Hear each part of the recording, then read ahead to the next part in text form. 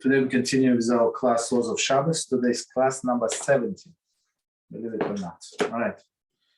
So we start with Sefer Shmiras Halashon. I'm on page 201. Praying with fire. The Talmud states, Rav Hizda said, one who argues against his Torah teacher and incites others to join him is considered as his argument against the divine presence. As it is written regarding the Korach rebellion against Moshe, when the Korach contended with HaShem, right? Bamidbar 26:9, Rav Chama Bar Hanina said, one who initiates a dispute with his Torah teacher is considered as he had initiated dispute with divine presence. So no more, no less. When you go, the Chas not you, and the person goes against his rabbi, and he thinks that he knows better, and he tries to humiliate stuff like that, he goes directly against HaShem. No more, no less. So it says you have to fear your rabbi as you fear HaShem, divine presence. As it is written, they are the waters of strife, where the children of Israel contended with HaShem. So, but we know that they did not contend with HaShem. They contend with Moshe and Aaron. So from this, our rabbis draw the parallel. So meaning what? That they actually were against HaShem. Rav Hanina Bar Papa said, one who voices complaints against his teacher is considered as he has, as he voiced complaints against the divine presence. Rav Abahu said, whoever is skeptical of his teacher is considered as he were skeptical of divine presence. So, okay, as we understand, that's serious business to go against your rabbi. Don't do it. Don't try it at home. Okay, so, and plus it's all about ego. I mean, even if you think that you're right, just keep quiet or ask him nicely. Like maybe he did a mistake. There is no problem. Everybody makes mistakes, but okay. Continue. The above infractions, the above infractions are listed in the standard order of civility. We see, however, that even to the view of the conduct of the teachings of the one Torah teacher, with the skepticism is itself severe sin. Just like what he's saying, like I don't know, some outrageous things, right? Some midrashim or I don't know, some halachas that I never learned. Like people say, I never heard this halach. Do you learn every day? Not really, right? So it's not a wonder that you never heard this halach. I go sometimes second time, third time. I see many things anew that I didn't see the first time. I think that's normal. Okay. Continue. How foolish are those who are quick to initiate dispute against the rabbi or Ab-based din? That's crazy. Head of rabbinical court of their city, and ignore the severe punishment which they are likely to incur, both in this world and the next. Okay. The verse, and you shall honor the presence of the sage in Vayikra 19:32, requires us to show respect to the Torah scholars. Okay. Respect to the Torah scholars. Commenting. So one of that verse, you shall honor in the presence of the sage. So the sage, they say it's elderly, right? So it's not elderly. Zakein, but Zakein meaning sage in wisdom, not in years. Okay. Respect to scholar. Commenting on this verse, the Medrash Bamidbar 15:13 speaks harshly of one who fails to account his rabbi proper respect. Surely to initiate a dispute between the local community and its rabbis is a sin of far greater severity and demands far greater retribution. Okay, so that's when you have stuff like that, you have to run away. So, who is wrong? Most of the time, both sides are wrong. Okay, most of the time. Okay, so let's start. Yeah. And we continue with our melacha of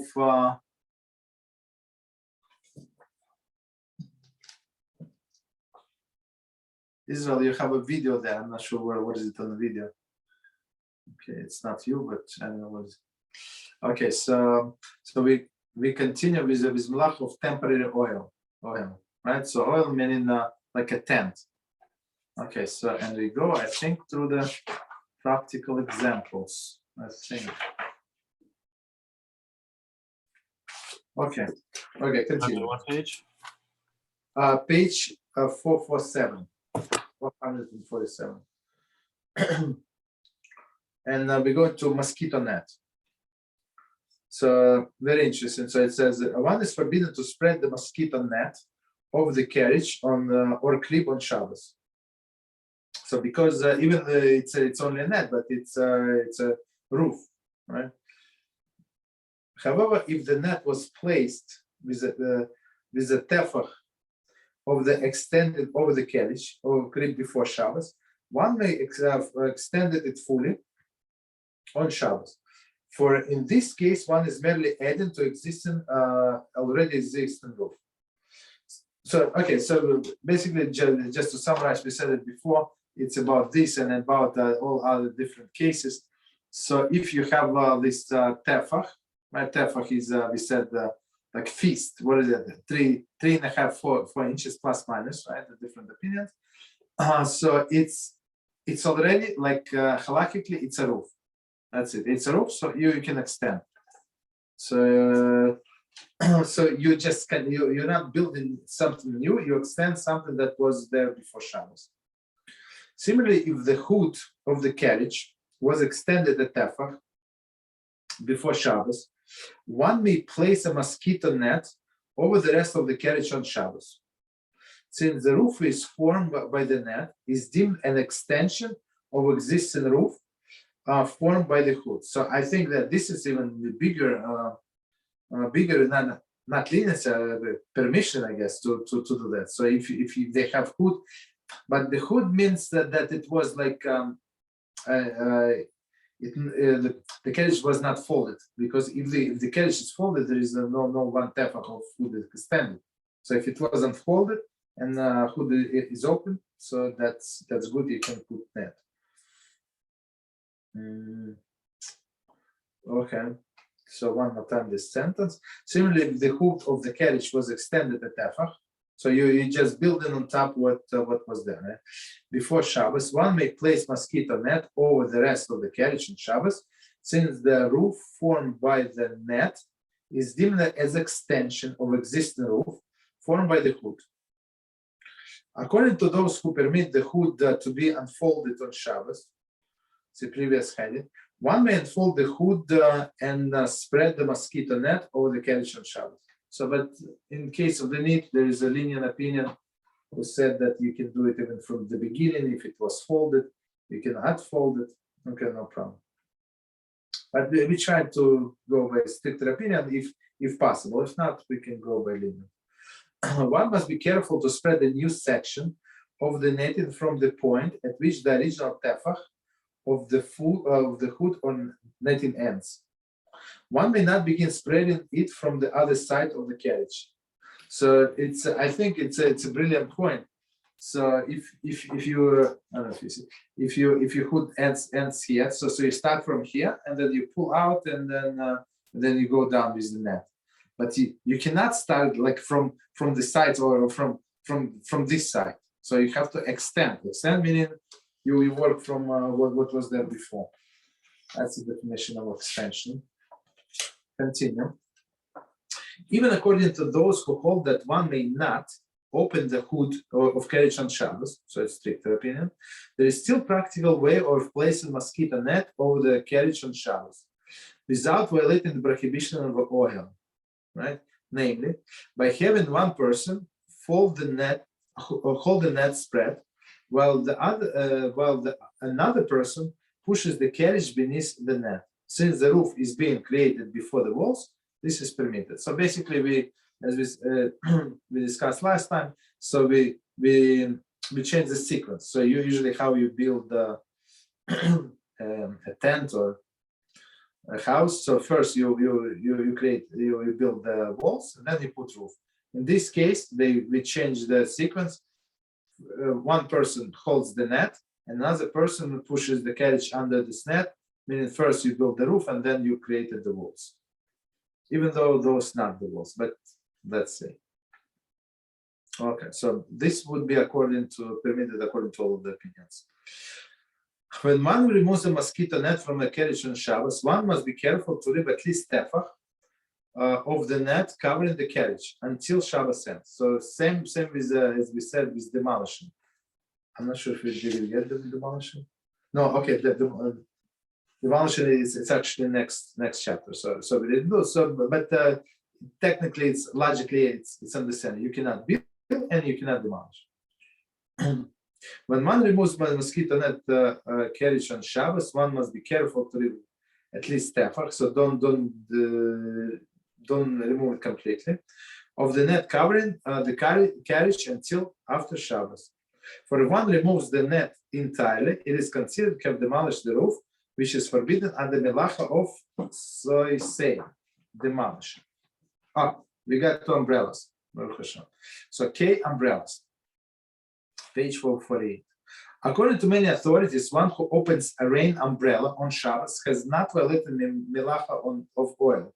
So as we said before, it's not this because by definition, tent must have walls. Here in this case, there is no walls, and plus it is being supported by human, right? By human force. So for sure, it's not this. Okay.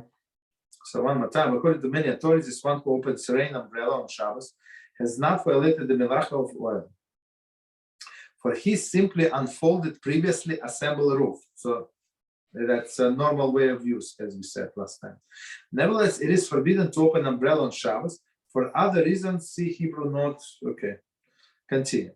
However, this does not apply to umbrella attached to the baby carriage. According to some poskim, this type of umbrella has the same law of the carriage hood, meaning if it was a little open, so you can open completely. Okay, next one, unfolding creeps, playpens, and carriages. It is generally permissible to unfold creeps, playpens, and baby carriages on Shabbos, provided that one does not tighten any screws or bolts to hold them open. But usually they're not. There's some kind of like you just click wherever there is some other mechanism without tightening any objects. However, there are cases in which unfolding a portable creep might involve the prohibition of making oil. This can occur when the creep has a removable bottom and is more than tefach from the ground, and the sides of the creep reach within the 3 tefachim to the ground. Okay. In this case, the bottom of the creep is regarded as a roof, while the sides regarded as walls. Therefore, one may not assemble the creep in its usual manner, by the first setting up the sides and then inserting the bottom. Rather, one person should hold the bottom of the creep in the air, while the second person slips the walls around it. So let me see commentary, and we're going to explain. One may not hold up these items, on Shabbos, to prevent them for use after Shabbos, to prepare for use after Shabbos. Folding them is permissible only if it is for Shabbos use. For example, transport them to another location or to create access to the area where they're blocking. Okay, so let's try to understand what it says. So we're talking about the scripts and playpens.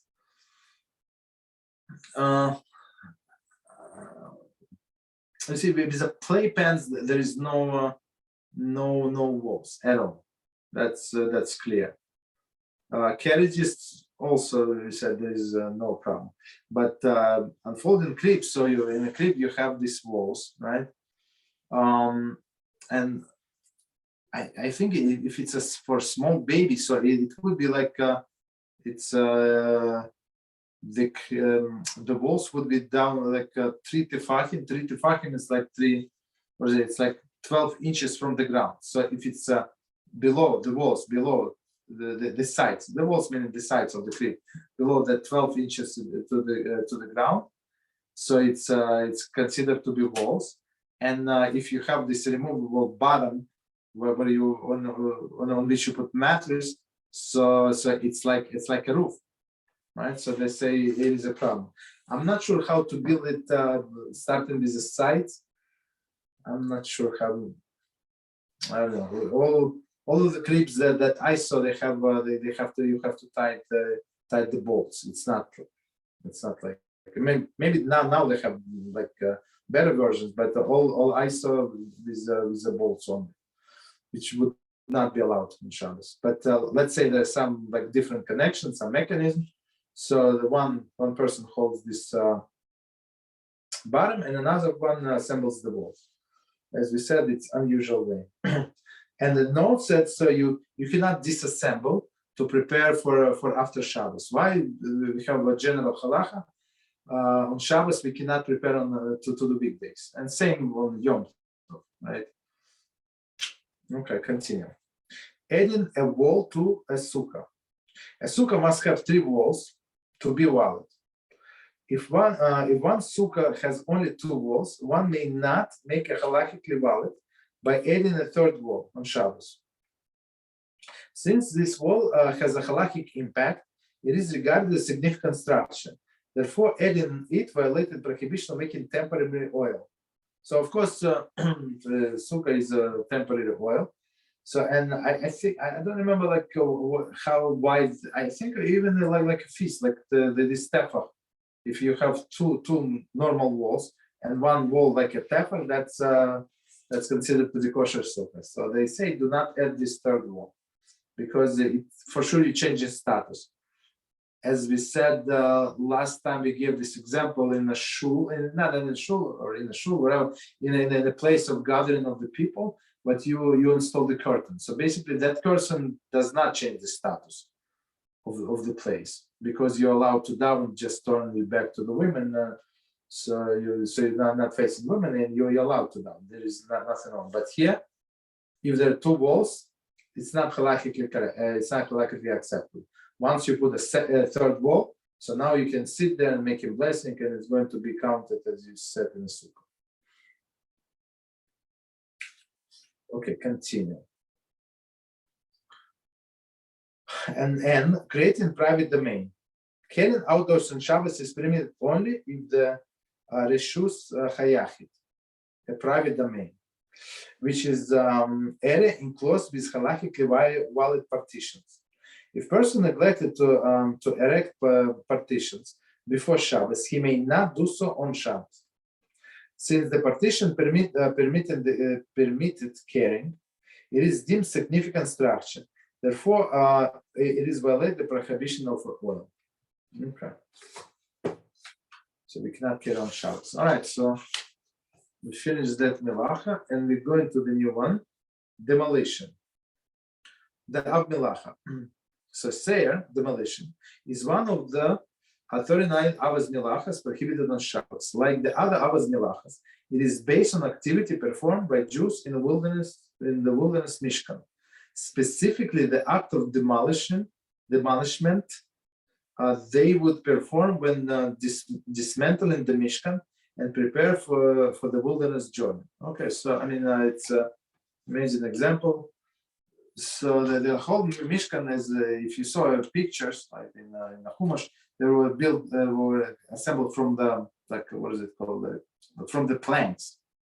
I don't remember, like one amma, I think, wide, maybe 2 ammas. I don't know, but huge planks, and they were like combined together, right?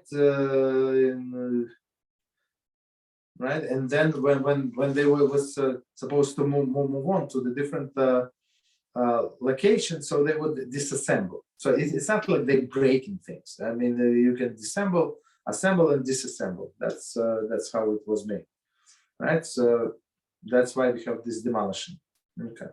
Number 2 definition: the melacha soseir is defined as demolishment of any object or any part of the object whose creation would violate the melacha of boneh, building, This includes, but not limited to, the structures, wall, pans, and utensils.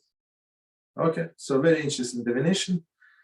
So basically, it could be a big item, it could be small item, right? So whatever we cannot build, we cannot demolish. That's, I think, straightforward. Okay, but let's see. Number 3, biblical prohibition. As a rule, the melachas prohibited under biblical law are constructive acts intended to accomplish some beneficial purpose. The melacha of demolition is no exception. According to the biblical prohibition of demolition, includes only those acts of demolition that serve constructive purpose. A primary example is the demolishment of the building for the purpose of rebuilding in the same place. However, demolishment performed for other beneficial purposes is also included in Torah prohibition. Okay, so we said before that all of the even like destructive melachas, they actually for constructive purpose. So the first example that come to my mind is erasing, right? We have writing, melach of writing, and melach of erasing. So erasing, we said, was needed in case of somebody did a mistake, right? When they would number these blanks, so he would erase in order to write something on top, right? So to write the correct number. So here is the same. So this on one hand it is demolition, but on the other hand, in order for it to be biblically prohibited, it should be demolition for constructive purpose. So one constructive purpose that the author gives is you want to build demolish old house, so because you want to build a bigger, nicer house in its place. So that's demolition for constructive purpose, but all others also prohibited. Of course, we're going to say that even for no constructive purpose is prohibited under rabbinical law, of course. So let's say A, demolition for the purpose of building in the same place. It is forbidden by biblical law to demolish the structure in order to replace it with a better or more suitable structure in that very same place. So one more time, so biblically only, one of the examples that they give, so he demolishes to build in the same place. So basically they need place, they don't care. They just need to remove the old structure. So it's not against old structure, old house, they need the place. An obvious example would be demolishing a house, okay, in order to build a larger house, okay, or on the same lot. Some less obvious and more common examples are removing the carpet in order to replace it with a new one, or removing a non-working bulb from the chandelier. Okay, so it's moved, so maybe it's not a good example. Attached to the ceiling in order to replace it with a new bulb. But we got the idea, I guess. Maybe this nobody's going to change the bulb on Shabbos, but the idea is very interesting, right? So it could be something big as removing the house, or as big as remove the burnt bulb, so to create the place for installing new one. Same idea. See below that the laws of demolishment performed in order to use the various components of the structure, for example, beams and shingles, to build elsewhere. So that's another example, right? So he needs a material from this building to use in another building. So today, I don't think they would reuse anything, but in older days, maybe in other countries, they would reuse. Whatever is good, and many things good, basically. Rabbi, would it be considered a constructive purpose if, let's say, I just destroyed the house and got rid of the parts, so on and so forth, and now it's a parking lot, so I didn't build anything out of it? Mm-hmm.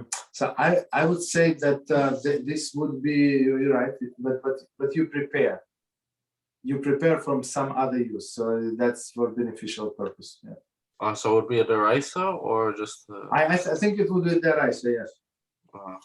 It was for sure for constructive purpose. That's what you want to do. So before when the house was staying there, you were not able to rent it as a parking lot. Now you raise the house. So yeah, you can for sure constructive purpose. Okay. Okay, so I think something close to what you said. Demolition for a beneficial purpose. It is forbidden by biblical law to demolish a structure for any beneficial purpose, even if the purpose is not connected to a future act of building. For example, one who removes a nail from the wall so that the people will not be hurt by it, violates the biblical prohibition of demolition, since he has removed it for a beneficial purpose. Okay. So I mean, let's say I don't know, this contractor they bang a nail into the wall, and now you're afraid that somebody is going to scratch themselves. So by removing this nail, it's demolition, right? So you remove part of the wall in double quotes, and of course it is for beneficial purpose. Okay, so next part is a rabbinical prohibition. So as we know, as we understand, rabbinical is more like one side. If you destroy it, that's it, right? Doesn't matter for what purpose. A. Demolition performed by a non-constructive purpose, for a non-constructive purpose. We have explained that the biblical law does not prohibit an act of demolition performed without constructive purpose. However, the sages were concerned that allowing people to perform non-constructive act of demolishment on Shabbos might lead them to transgress the biblical prohibition by performing constructive act on Shabbos. So as we said many times before, one leads to another. And unless a person attaches himself to the Torah and he knows the halacha, I mean, it's mission impossible to explain to him what is biblical, what is rabbinical, what is you're allowed to do that, but be careful because it might lead you to this. So it's too much to ask of people, basically. The sages therefore extended the prohibition to include even demolishment performed without constructive intent. For example, it is forbidden under the rabbinical law to break down a locked door in order to enter a room, except in certain cases of emergency.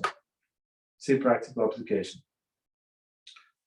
So let me read one more time and we're going to. So for example, forbidden under rabbinic law to break down the locked door. So basically, I don't know, somebody locked himself in. A child, right? The child went to the bathroom and locked himself in. So you're not allowed to break that door. I mean, for a child, I would say you would be allowed.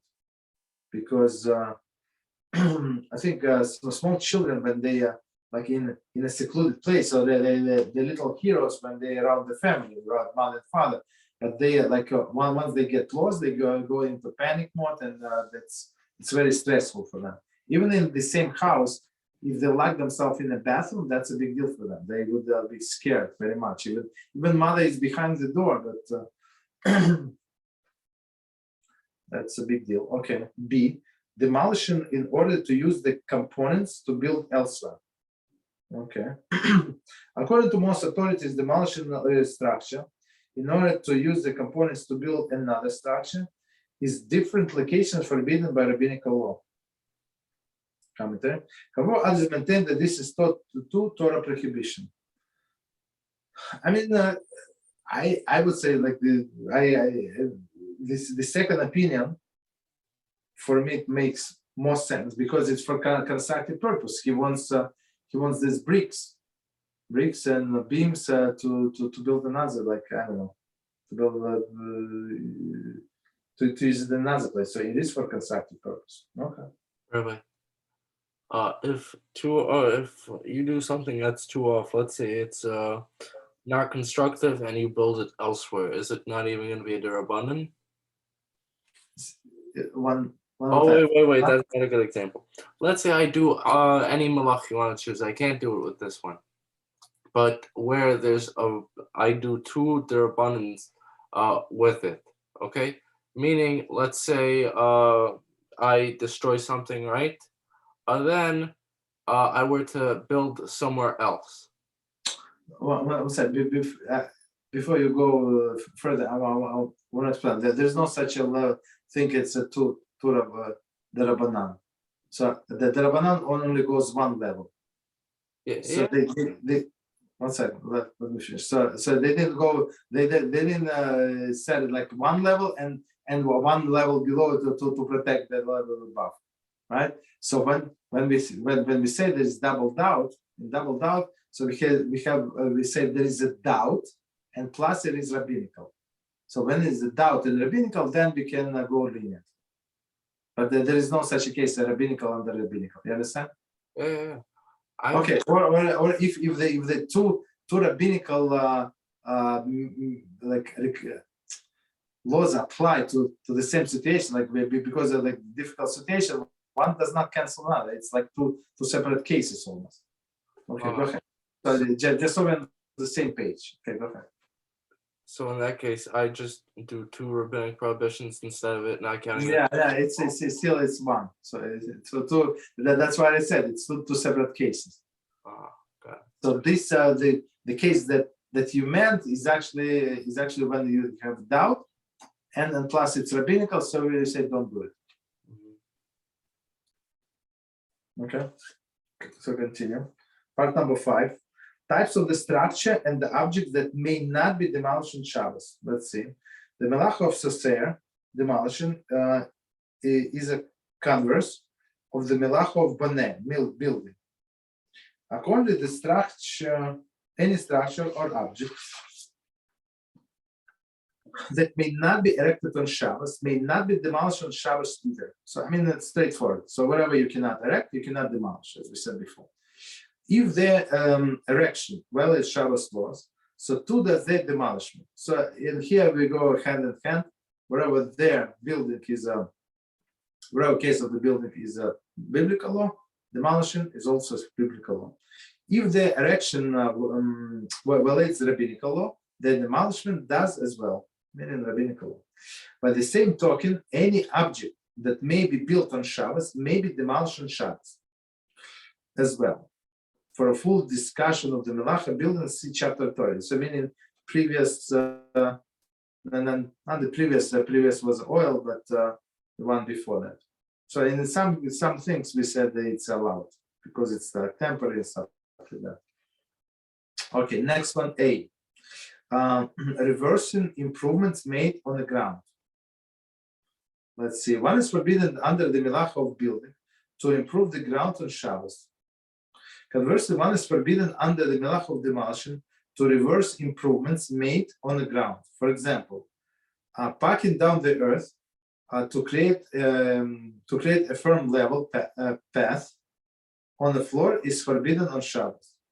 As an act of the building, it follows that tearing the pluck down earth is forbidden as well as an act of demolishment. So basically, I don't know, like it's like a pathway, right? And there is some holes or like potholes. Well, whatever they have, so they don't want to level it with with the ground, with the sand, with whatever they level. So now you're not allowed. So of course, it is a building. We said one of the examples of the building, you improve the ground. That's how you start.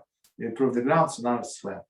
So you're not allowed to fill these holes on Shabbos, and you're not allowed to remove this earth or sand from these holes. B. Demolishing a structure.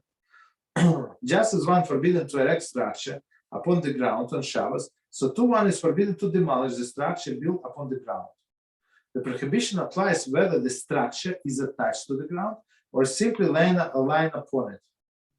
And it appears, and it applies no matter what the style of the structure and no matter what the type of material is. So whether it's like you build it on a base or you put it like it's just laying on top of the ground, does not make any difference. It includes the demolition of the walls or a fence, and even the removal of the rocks and bricks placed on the ground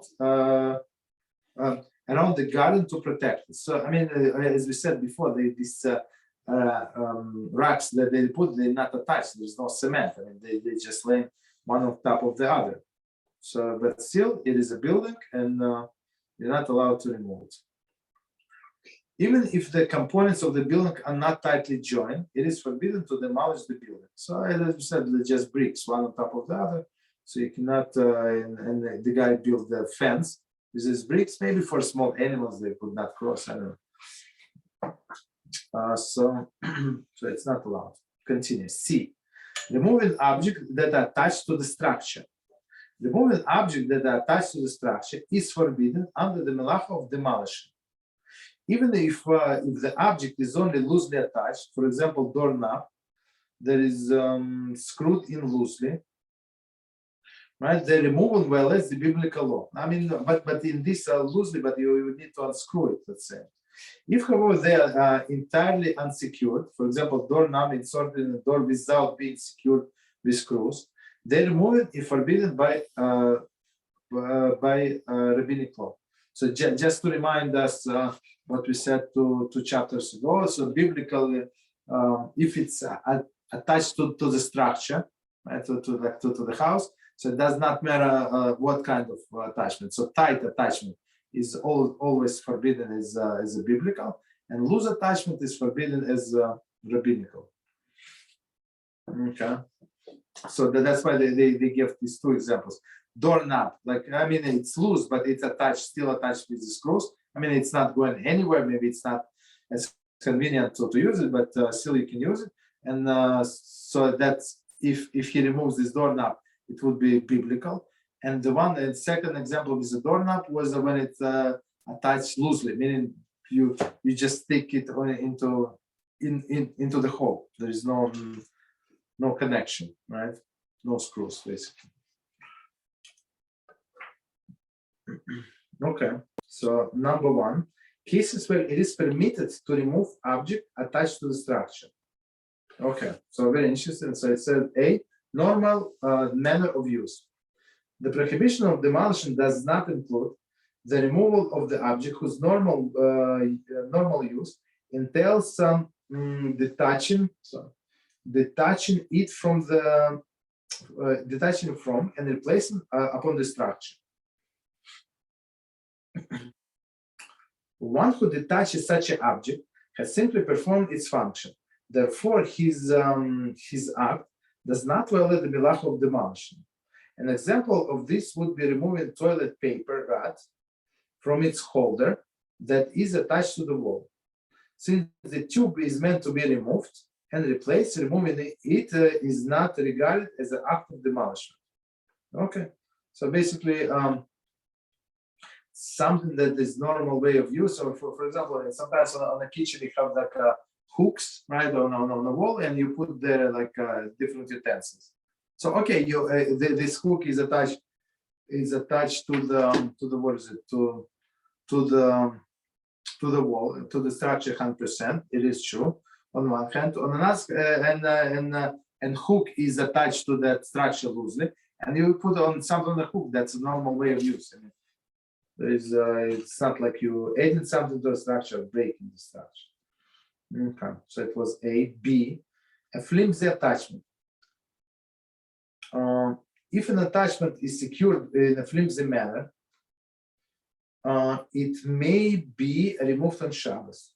For example, would be a curtain that hangs from the hooks on a ceiling with the bottom left dangling, so that it blows in a slightest wind.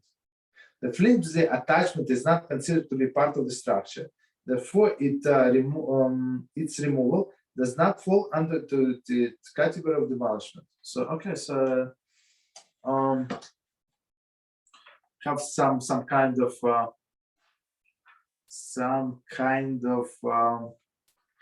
curtain, right? It hangs from the ceiling, from wherever it hangs. So since it is what would be moved with the slightest wind, and it's and we said last time or time before, it's definition that it's not a wall. The proper wall would not be moved with the slightest wind. So they say it should be standing with normal wind. Strong wind, there is no problem, but normal wind it should be stand. Okay, so basically they say it is not wall to begin with, right? So it's flimsy attachment, so no problem, you can remove it if needed. D, disassemble and movable utensils. So I think this is this part would be the most practical, right? You have some movable utensils, some small things, and now you want to disassemble and assemble. Number one, large utensils. Large utensils are, because of their great size, halakhically regarded as small buildings. Okay, so let's read commentary. Utensil considered large if it is measured 1 by 3 amos. So amos, we said, just to round up, let's say amo is 2 feet, right? Approximately. It's less, but let's say it's 2 feet. So it's 2 by 3 feet, basically. So basically, your big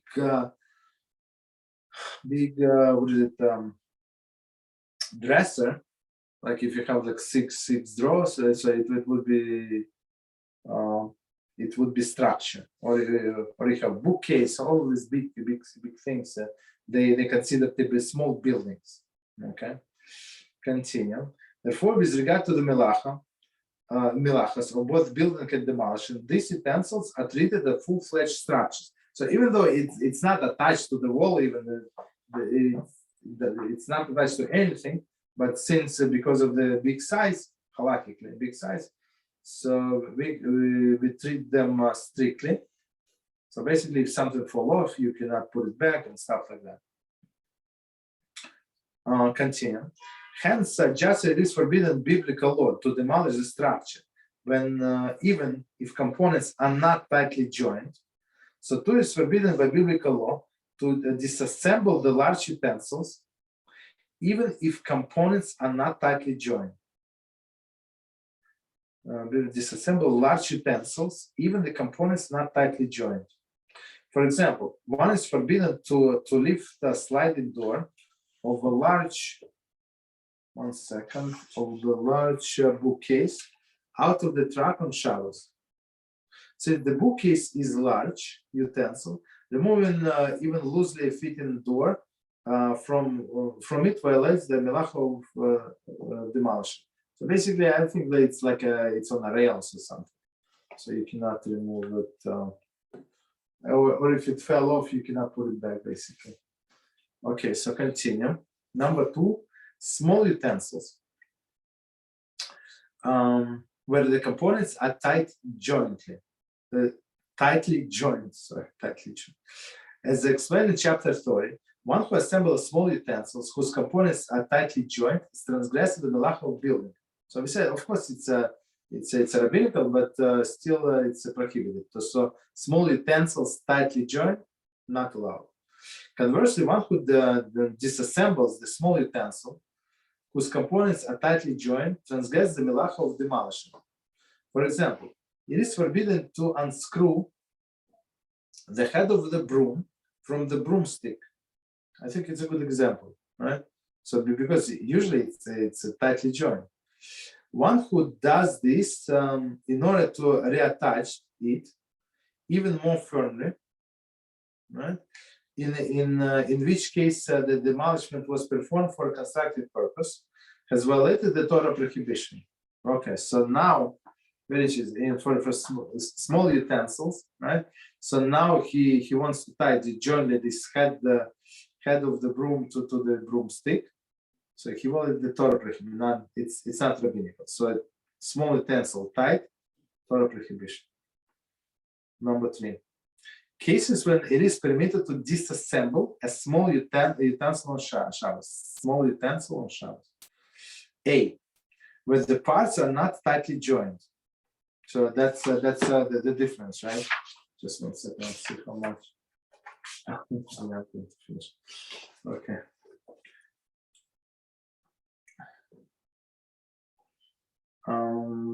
Okay, so one more time. Cases where it is permitted to disassemble a small utensil on Shabbos. A, where the parts are not tightly joined. In case of the utensil whose parts are not made to be tightly joined, one is permitted to disassemble it on Shabbos, since the pieces are never attached firmly. Okay. They are not regarded as a single object. Therefore, the melacha of demolition does not apply. The melacha of demolition does not apply. For example, it would be removing a pendant from the necklace or removing door of the small cabinet, which door is made to hang loosely on pegs. So that's I think a good example. So especially with this pendant from necklace. I mean, it's never like a tight attachment. And the door that of the cabinet, I mean, I'm not sure. Like I will sliding door, I guess, is not attached tightly, but regular doors of the cabinet, they do attach it tightly. Okay. B, where the utensil is made to be disassembled and reassembled. Many poskim maintain that where the utensil's normal use involved taking it apart and then putting it together again, one is permitted to disassemble it when it's if its parts are tightly joined. For example, since the salt shaker is made to be open and closed, it is permitted to unscrew its cover because this is the utensil's normal use. It is not regarded as demolition. So I think it's a great example. So they say even tightly joined, right?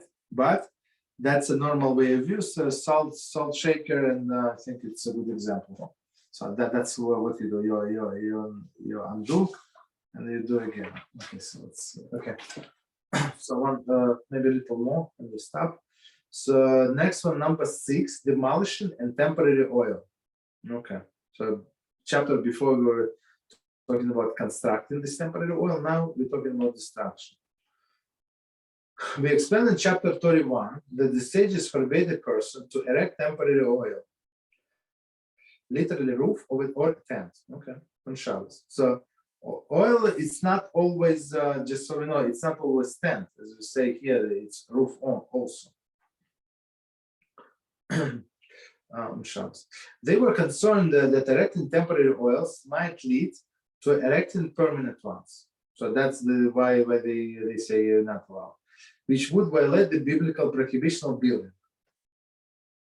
As we explained above, the melacha of demolition is a converse of the melacha of building. Accordingly, since erecting temporary oil on Shabbos is forbidden, demolition one is also forbidden. So I mean that's straightforward. So you cannot build, so you cannot build this oil, and you cannot disassemble. Maybe he's saying, okay, maybe I'm going to forget after Shabbos, so maybe I should disassemble on Shabbos. So I would say no, not allowed. Okay, next one, A, prohibition. The rule is that any temporary oil that is forbidden to erect, one is forbidden to also to dismantle. Okay, as we said before. In many instances, the oil need only consists of nothing more than a roof. In others, it must consist of both roof and walls. So when they say a roof, so for example, in a shul where I used to go, they had this they had like structure. I mean, it looks like garage, but it could not be used as a garage. Maybe like some kind of storage. So made of bricks, right? All of the walls with a door, normal door, but no roof. So they would put skach on sukkahs and use it as a sukkah. There is no problem, right? So in this case, in order to make it oil, you do what? You put roof. So that's what I say. In some cases, it would be a roof, only roof. In other, it consists of both roof and walls. So it depends on structure.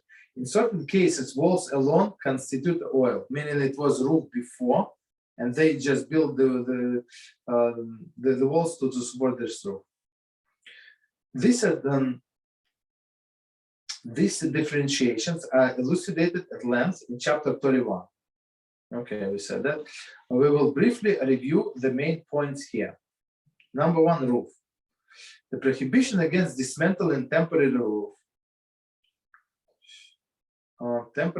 applies only to a roof that covers the area of measurement one square tefach. So 1 square tefach. So we said it's like 3.5 4 inches, right? To the square. So you put 2 feet together. That's the minimum size of the roof. Okay. A tefach, okay, it said okay. A tefach is a handbreadth. Is a measure approximately 3.75 inches according to Gagon, Rav Moshe Feinstein. Okay, so 3.75, but we can like to round up to make it like easier to understand. Let's say like 4 inches. Okay, approximately. There must be at least tefach of empty space underneath the roof. So first we have this 4 by 4 inches.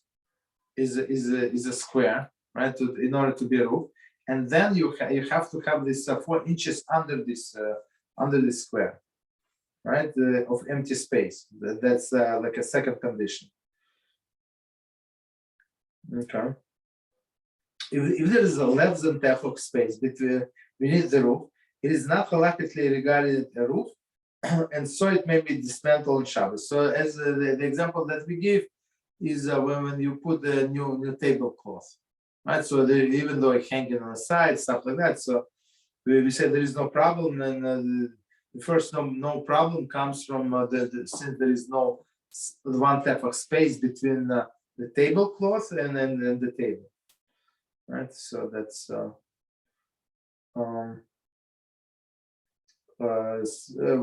one of the requirements. So one more time the sentence. There must be at least a tefach of empty space beneath the roof. If there is less than a tefach of space beneath the roof, it is not halachically regarded as a roof, and some may be dismantled on Shabbos. So they say no problem. So one more time, minimum this 4 inches from the roof until the ground. The prohibition of the temporary oil applies only to a roof that has independent support, for example, poles, walls, etc. Okay. However, if the roof is being supported by the person himself, the prohibition does not apply. So the example we gave that it was raining and the guy was holding his jacket right over his head. So that's not considered to be a roof because it is supported by human force. Okay, continue. The prohibition also does not apply when the oil was assembled in a reverse order, as we said about baby carriage, right?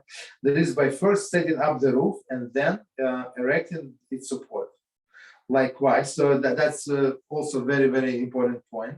So it must be done in order to be prohibited. It must be done in a usual sequence, not whatever we did with the net. Mosquito net and carriage, like when one person holds the net and another pushes the carriage underneath the roof. Likewise, one who dismantles a temporary roof in reverse order, this is by first taking down the poles and then lowering the roof, has not violated the prohibition of demolition. So usually when they demolish a building, so they start from the roof. They remove the roof. They don't start from the walls because the roof is going to collapse basically. So here they say if you do it in reverse order, so there is no problem. Number 2, the purpose of the roof. A roof that is used by people. So we said there are 3 types of the roof, right? A person that's used by people or animals, for example, to afford protection from sun or rain, may not be dismantled on Shabbos, even if the area is covered, is not enclosed by the wall. So that's I think should be clear. Or is enclosed by the walls that were erected before Shabbos. For the law of the roof, whose underneath space is not used for people and animals, see Okay, they tell us what to see. So let's read one more time and we explain. The purpose of the roof. A roof that is used by people and animals. So that's people and animal. That's the strictest type of the roof, right? People and animal. For example, to offer protection from the sun and rain, may not be dismantled on Shabbos. May not be dismantled on Shabbos, even in the area it covers is not considered walls. Is not enclosed by the walls. Okay, so basically just one roof. To build one roof is not allowed. Okay. Or is enclosed by the walls and were erected before Shabbos. Okay. For the law of the roof whose underneath space is not used by people, so it's as we said before, it's more lenient. So if it's not used, I don't know what it's used for, maybe for storage, for other things, so it's a different story. Number 3, folding canopy. One who is simply folds up the folding canopy is not violating the prohibition against the dismantle and temporary oil. The rabbinic prohibition was to dismantle and oil. This sort of the canopy cannot, however, remains fully assembled even after being folded. So if you have this umbrella on your porch, basically, so you can open and close. Therefore, it is not included in the prohibition. According to many poskim, this permit applies even when the folding canopy is being useful to protect a person. For example, from sun and rain. So commentaries say, and we're going to explain. However, the other poskim rule that if the covenant was meant to protect person, the leniency does not apply. Okay, but I think we go by more lenient opinion in this way. So if you want to, on Shabbos, you want to sit outside, have balcony, have porch, where you have there, and there is this huge umbrella above your table, and you want to learn there is no problem. You can open it up. Okay, continue. Number 4, where some of the roof remains. One is permitted to dismantle and temporary roof on Shabbos if he takes care to leave the tefach of the roof standing. Right? For example, one may remove mosquito net from the top of the baby carriage if he leaves tefach of the net covered carriage. So if you don't finish the action, so as we said, so it is allowed. Continue. Number 5 when we stop. Dismantling a temporary wall. In most cases, one is permitted to erect or dismantle a temporary wall. There is a wall without a roof. There is a wall without a roof. Okay. On Shabbos. If, however, the temporary wall was needed to divide the room into different areas for halakhic reasons, if one is forbidden to erect and dismantle on Shabbos. For example, partition erected to allow a person to perform bodily needs in a room containing sforim may not be removed on Shabbos. Okay, so just to remind us, so the person is sick and he needs to go to the bathroom, right, where he's lying down, let's say in the living room, and he wants to build this partition. So it is this halakhic partition. So without this, he would not be able to go to the bathroom in front of the sforim. So now he can do that. So we allowed him to build, but we cannot allow him to basically to disassemble in Shabbos. Any questions? Any subject? Please go ahead. One. So you said with Kiruv, you only tell people the rices, you don't tell them the rabbanans at this time. Yeah. And only big stuff. Yeah, exactly. So if you tell them to 20 details, you just look in the eyes and you don't have to be expert. You see like they crumble. That's it. In the eyes, they already made decision after your second sentence. They're not interested. Okay, go ahead. But there are many basic rabbanans that if you don't do them, it's not you don't look Jewish. For example, let's say you don't make a bracha on food or you don't wear a kippah and all this stuff, right? And you tell him, yeah, okay, and he starts keeping Shabbos without a kippah, without saying brachas on food. It doesn't, connect the dots. It doesn't look that good. So do we tell him?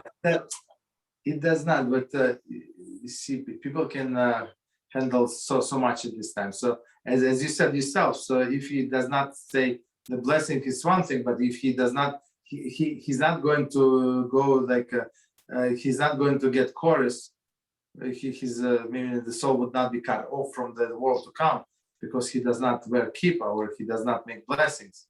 Mm-hmm. You understand? But if he does not keep Shabbos, so you go with the big one. So Reb Shlomo Karl Box itself, he gave this example. I mean, I didn't like this story. So the circumstances of the story is not kosher, right? So I'm not going to repeat what the situation was. So one of the person rebuked them. He said, Reb Shlomo, that's how you do Kiruv. You kosher person. It used to be okay. He said he embarrassed him in public. He said whatever he said. He goes to Gehenna for this. Embarrassing this guy, this rabbi in public. Okay, different story.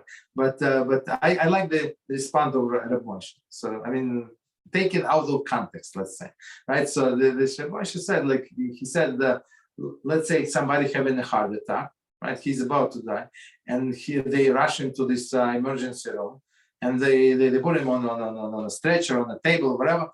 And this surgeon, like they call the surgeon, the whole team assembled and said. And he said, "Oh, you know that his nail on his toe, right, is grown into the skin. Let's operate on the nail." You understand? The guy is going to die. He's going through the heart attack. To take care of the heart, the nail he can live with the nail for another 20 years. You understand? So sometimes people so attached to the nail, so attached to the like some external things, and they forgot the most important thing. So don't be like that surgeon. So we go the most important, and as our sages teach us, like three things would consider. I would combine like 80%, right? So if you Shabbos, family purity, and kashrus, that's it. So it would be 80% of Judaism. All others, maybe you're going to do them, maybe not. That's a different story. But you go for the big, and the smaller are going to come along. Understand? He's not. Once he decided to keep Shabbos and he comes to the shul and like everybody went kippah, he's not. Like unless he's dumb, like dumb as I don't know. That's a different story. If he's so dumb, he's not going to learn the lesson. You're not going to teach him for sure. Not because of you, but because of him. Right, or some I in a shul that I went like many years ago, there was one guy that he insisted to come with jeans. I don't know what was like. Everybody's in suit, but he's in jeans, and I don't know. Like I'm not expert in the jeans, but they were probably very expensive, like Versace. I don't know, some very, very brand name. I don't know, but I mean, for him it was a dress code. For him, he was dressing up, even though like the guy did not see like everybody in suits. With a tie, you want more on with the jeans? I don't know. You know, so leave him alone with the jeans. If he comes for Shabbos, so it's maybe a second step. You understand? Don't do too much. Make sense? Yeah, Israel, you want to ask? Yeah, go ahead. I have one question. Is somewhat long. Okay, go ahead. It started with this description. It is said that Jewish people are to emulate God's traits on a daily basis. So Jewish people should emulate the God's traits on a daily basis. It's 13 principles of mercy. Yes, go ahead. Yes. So, do they also must to emulate the traits of the Mashiach by doing different types of social or global activism, or the Jewish people must stay arm crossed waiting for the Mashiach? Exactly. Second one. So it says in Torah says it actually says in Chumash clearly. So you're the nation that dwells alone. So all of them mixed together, they can do whatever they want, but Jews must be alone. You understand? So it's like I give you this example. I work with that person. I mean, that talking a little. So I was able to take this person out of Christianity. Let's say stop or throw out all this gadgets and stuff like that. So that's big achievement.